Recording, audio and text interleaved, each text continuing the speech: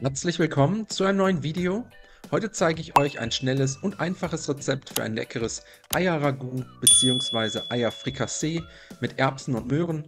Dafür kochen wir als erstes die Eier, einen Topf mit Wasser erhitzen, zum Kochen bringen und sobald das Wasser kocht, vorsichtig 8 Eier ins Wasser geben und für 7 bis 8 Minuten je nach Größe gar kochen.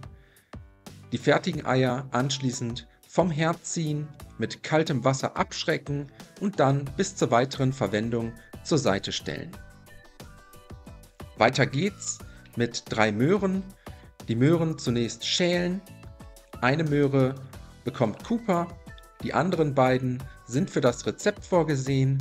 Zunächst längs vierteln und dann in kleine Stücke schneiden.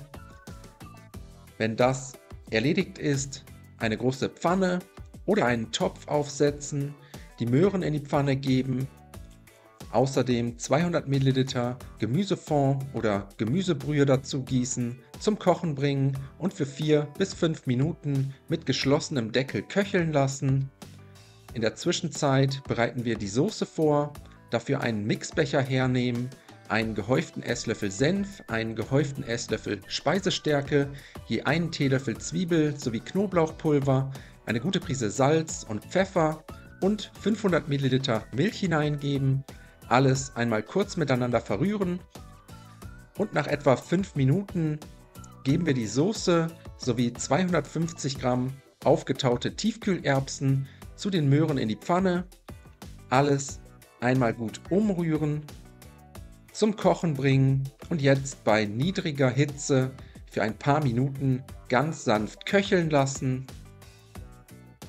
In der Zwischenzeit kümmern wir uns um die Eier. Die müsst ihr zunächst schälen und jetzt mit einem Messer halbieren oder vierteln. Alternativ könnt ihr sie natürlich auch ganz lassen. Zum Schluss das Eier-Ragout mit Salz und Pfeffer abschmecken. Dann kommen die Eier dazu. Alles einmal gut umrühren. Die Eier nochmal kurz in der heißen Soße aufwärmen.